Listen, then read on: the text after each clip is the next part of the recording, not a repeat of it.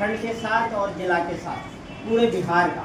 और ख़ास करके अगर आप तारापुर जाएंगे, तारापुर प्रखंड एक ऐसा प्रखंड माना जाता है भागलपुर में जो शहीदों की धरती बोला जाता है। और वहाँ पे पूरी लिस्ट बनी हुई है कि आप एक क्लॉक टावर है, उसमें सबका नाम लिखा हुआ, उसमें आपके ही कई सारे शहीद हैं, मंडल हैं और धानुक भी लिखते हैं। खास करके कई सारे लोगों ने टाइटल अपना धानुक कर लिया था। उसमें एक धंधा का वाकया है। धंधा में जो है बड़ी 43 में बड़ी लंबी लड़ाई चली थी। वहाँ पे झंडा फहराया था पोस्ट ऑफिस में और क्या कहता है थाने पे, और वहाँ पे बहुत सारे धानुकों ने जो है योगदान दिया था। एक रुपौली कांड है जो पूर्णिया जिले में ही पड़ता है, रुपौली प्रखंड भी है। वहाँ पे थाना को जला दिया गया था और जितने भी थानेदार थे सबको जो है जिंदा जला दिया गया था। वो कांड इतना फेमस है कि आज पटना यूनिवर्सिटी में हिस्ट्री में पढ़ाया जाता है।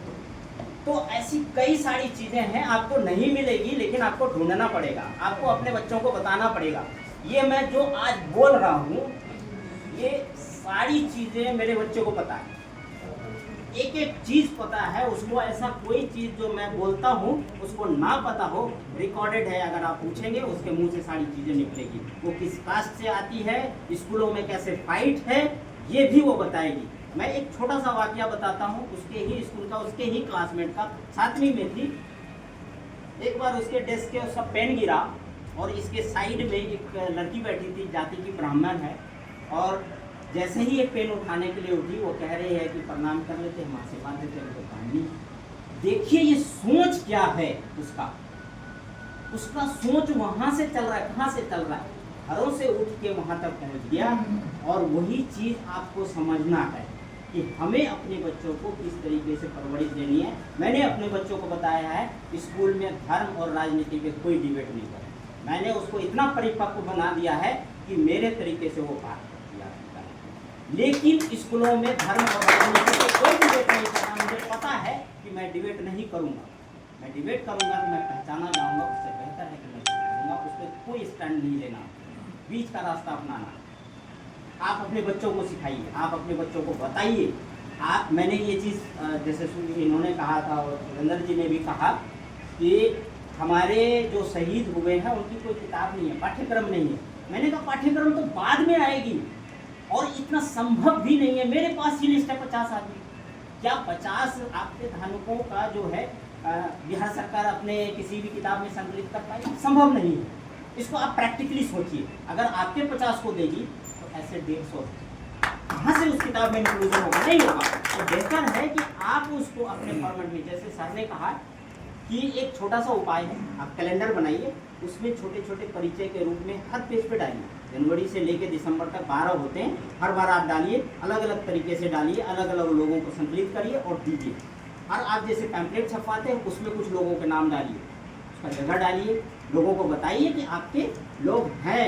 ऐसा नहीं है कि आप बिरले हैं। आपके रेणु जी साहित्यकार हुए, डॉक्टर साहब हैं जिनकी 5 किताबें आ चुकी है, संगीत में इतनी किताबें आई है, हम नहीं पहचानते इनको। इनको अपने ही मैनपुरी में लोग नहीं पहचानते। सबसे बड़ा दुख इस बात का है, मेरी इनके मैनपुरी के कई सारे दोस्त हैं, उनसे होता रहता है कई बार बातचीत। मैं कहता हूँ तो अलग तरीके से रिएक्ट करते हैं, ये भी अलग तरीके से रिएक्ट करते हैं। समस्या यही है कि हम अपने ऐसे लोगों को नहीं अपने पास इंक्लूड कर रहे हैं जो हमें रास्ता बताएं, राह बताएं कि कैसे हम आगे बढ़ें साहित्यिक रूप से। मैंने पिछली बार कहा था 4 पॉइंट है, आपको ऐतिहासिक तौर पे आपको देखना पड़ेगा कि क्या है आपकी हिस्ट्री, वो आप इंक्लूड करिए, लोगों को बताइए, अपने बच्चों को बताइए, साहित्यिक रूप से बताइए।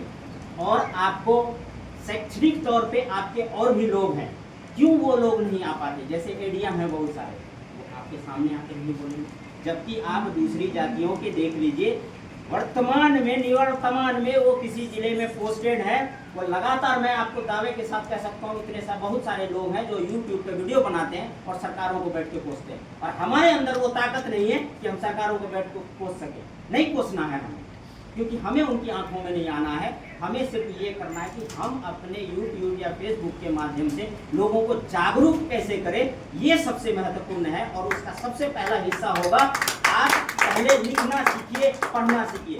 अब मैं एक चीज़ और बताता हूँ, जब लोग हमारे समाज के जब खड़े होते हैं 4 लाइन बोलने बोलिए, उनकी आंखें जो है ऐसे हो जाती है, बोली में जो है वो कंपन शुरू हो जाता है, हम नहीं बोल पाते। ये एक कला है, मेरी भी प्राप्ति थी कुछ समय पहले, लेकिन अब मैं इतना बोल चुका हूँ कि मैं चाहूँ तो कुछ भी बोल सकता हूँ, 1.5 घंटे लगातार बोल सकता हूँ, गले में कोई परेशानी नहीं होगी। लेकिन सवाल क्यों है, ये अपने आप तैयार करना है, आपको तैयार करना है। कल मैं खुद अकेला, मुझे लगा था कि कोई मुंबई की है, उन्होंने कहा कि आप फेसबुक पे एकल काव्य से वो पढ़िए। मैंने कहा ठीक है, मुझे लगा वो आएंगी, बाद में वो कह रही नहीं सर आपको खुद ही करना है। उन्होंने फेसबुक की अपनी दे दी और मैंने खुद किया, 35-40 मिनट लगा, मैंने सारी चीज़ें करी। अब वहाँ पे देखिए, अगर आप देखेंगे कमेंट में सारे हमारे लोगों को, वही लोग पढ़ रहे हैं, वही लोग सुन रहे हैं, वही लोग देख रहे हैं, क्योंकि उनको समझ आ रही है बात कि हमें इससे कैसे सीखना है, क्या चीज़ सीखना है। और हमारे लोगों को, हमारे बच्चों को हम ही नहीं सिखा पा रहे कि हमारे अंदर भी ये गुण है जो हमें सिखाना है। संगठन, जैसा पिंकी जी ने कहा, संगठन तो बहुत सारे, मुझे भी इस बात का दुख है कि संगठन लगातार बना जा रहा है। 18 के बाद तो लग रहा है जैसे बाढ़ आ गई है हमारे समाज में। लेकिन दिक्कत क्या है कि संगठन बन तो, लेकिन संगठन काम कहाँ कर रहा है, कैसे कर रहा है। संगठन का सबसे पहला मेरे हिसाब से जो काम होना चाहिए वो आपका शैक्षणिक तौर पे हम कैसे विस्तार करें, ग्राउंड रूट लेवल पे कैसे हम अपने बच्चों को, जो हमारा नेक्स्ट जनरेशन है, उसको तैयार करें कि हमारे यहाँ क्या दिक्कत है, क्यों हम पिछड़े हुए हैं। हम मानसिक तौर पे तो पिछड़े हुए हैं, साथ में पैसे से भी पिछड़े हुए हैं, हम शैक्षणिक तौर पे भी पिछड़े हुए, हम पढ़ना नहीं चाहते, हम पढ़ नहीं रहे। मेरे घर में आज की तारीख में 300 से ऊपर फिजिकल बुक्स है। सर के पास जाके देखिए, पूरी लाइब्रेरी पड़ी हुई। तो जब तक आपके पास किताब नहीं होगा आप नहीं पढ़ेंगे। मेरी खुद की जो है 25-30 के आसपास जो है संकलन आ चुकी है कविताओं और कहानियों की। मैं किसी को नहीं बोलता हूँ, मैं प्रचार नहीं करता हूँ अपना। मेरी व्यक्तिगत संग्रह है, मैं वो अमेजन पे उपलब्ध है, मैं उसका प्रचार करता हूँ। लेकिन मैं ये कहता हूँ कि जब लोग पूरे भारत से मुझे ये जान रहे हैं, कि समझ रहे हैं कि शशिधर जी कविता पाठ करते हैं, हिंदी में लिखते हैं, और जगह मैं जाता हूँ, सम्मानित भी होता हूँ, ऐसा नहीं है कि नहीं होता हूँ, लेकिन जब मैं वहाँ देखता हूँ तो मुझे आस-पास पिछड़ा नजर, मुझे सिर्फ इधर देखूँ तो वही, इधर देखूँ तो वही, मेरे आजू बाजू में सामने भी वही लोग बैठे नजर आते हैं। हमारे लोग क्यों नहीं नजर आते? क्यों वो उसी रील में फंसे हुए, लगातार एक ही रील आपको आ रहा, आपको समझ नहीं आ रहा। मैं अभी इतनी सारी चीज़ें बोल रहा हूँ, मैं आपको बोल रहा हूँ कि अभी जो सिस्टम है हमारा मोबाइल, वो ऐसे वर्क करता है। आप देखिए, मैं जितनी चीज़ें बोल रहा हूँ उसमें से कुछ चीज़ जो है एज ए कीवर्ड वो पिक करेगा, और अगले 1 घंटे में मोबाइल मुझे, उस तीनों मोबाइल में मुझे अलग अलग तरीके से ऐड दिखाएगा। आपको ये चीज़ समझ नहीं आ रही, आपको ये समझना पड़ेगा कि कैसे होता है। एक छोटा सा वाकया बताता हूँ। मैं मोबाइल पॉकेट में थी, मैं टहल रहा था, मुझे मेरा बनारस जाने का प्लान था, क्योंकि बनारस में मैं सम्मानित होने वाला था, और मैं अपने एक पड़ोसी के साथ जाने वाला था, उनके साथ डिस्कस कर रहा था कि वहाँ जाने के बाद हम दोनों क्या क्या करेंगे, कौन कौन सी गली में कौन सी कचौड़ी खाएंगे, ये प्लान था। और आप समझिए कि अगले दिन हम दोनों के मोबाइल में बनारस में क्या क्या खाया जा सकता है, कहाँ कहाँ क्या चीज़ उपलब्ध है, एड के रूप में। आप इस चीज़ को समझिए, आपको वो ऐसे ट्रैक कर रहा है, आपको पता ही नहीं चल रहा है, वो आपकी ज़िंदगी के साथ खेल रहा है। आप यहाँ फेसबुक लाइव हो रहे हैं, आप क्या कर रहे हैं, वो फेसबुक हर चीज़ को नोट कर रहा है। इवन आप जो बोल रहे हैं उसको नोट कर रहा है, आप क्या पहन रहे हैं, कैसे पहन रहे हैं, सब चीज़ नोट कर रहा है।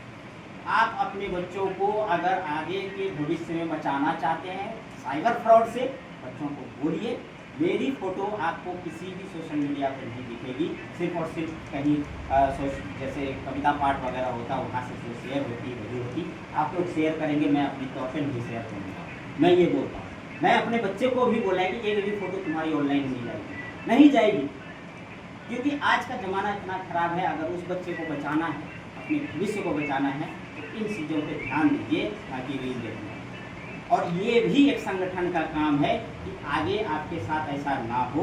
देखिए, सरकारें आती रहती है, जाती रहती है, सब प्रचार करते हैं, है ना, लेकिन हमें क्या करना है, वो सिर्फ संगठन के बीच बैठ के जातिगत रूप से हम ये तय करें कि हमें क्या करना है। संगठन बहुत सारा बन रहा है, लेकिन समस्या 10 का 10 है। जैसा राष्ट्रीय अध्यक्ष जी ने अभी कहा एक लाइन मुझे, कि पिछले इतने सालों से काम कर रहे संगठन बढ़ क्यों नहीं, संगठन नहीं बढ़ेगा क्योंकि आप वैचारिक रूप से जो यहाँ पे चीज़ है आप उसको वॉश नहीं कर पा रहे हैं, आपको वॉश करना पड़ेगा। और जो लोग आप कहते हैं ना कि संगठित हैं, वो मानसिक रूप से वॉस्ट है, वो एक तरीके से सोचते हैं, बाहर जाते हैं वो एक तरीके से सोचते हैं। देखिए अंदर आते हैं, जैसे किसी ने कहा कि हम यहाँ मारपीट कर लेंगे कोई दिक्कत नहीं, बाहर जाते ही सब आदमी पिल के पड़ जाएंगे उसको। कैसे बोल दिया वो, लेकिन समस्या यही है कि हम तो पिल के पड़ जाएंगे लेकिन मेरे पीछे कोई नहीं खड़ा होगा। ये भी एक डर है। तो उस डर को संगठन ही दूर कर सकता है, दूसरा कोई नहीं। मेरे जैसा इंडिविजुअल कतई दूर नहीं कर सकता, नहीं कर सकता। मैं लिख सकता हूँ कटु वचनों का, जैसे सर ने कहा कटु वचनों का इस्तेमाल कर सकते हैं, हम अध्यक्ष रख सकते हैं, लेकिन समस्या यही है कि जिस चीज़ को संगठन कर सकता है, मैं हाथ जोड़ के आप सब संगठन वालों से अनुरोध करता हूँ कि इसको जो है आप लोग इम्प्लीमेंट करिए, इंटरनल करिए, फिर एक्सटर्नल में जाइए। एक अनुशासन चीज़ है, मैं देख रहा हूँ कि अनुशासित हम नहीं है, ये भी सबसे बड़ा कारण है जिसकी वजह से बहुत सारी चीज़ें नहीं हो पाती। जिसके हिस्से का जो काम है वो करे, उपाध्यक्ष का हिस्से का जो काम है वो करे, अध्यक्ष के हिस्से का जो काम है वो करे, प्रवक्ता के हिस्से का जो काम है वो करें। ये नहीं कि प्रवक्ता के हिस्से का जो काम है वो राष्ट्रीय अध्यक्ष कर रहे हैं और राष्ट्रीय अध्यक्ष के हिस्से का जो काम कर रहा है वो सचिव कर रहा है।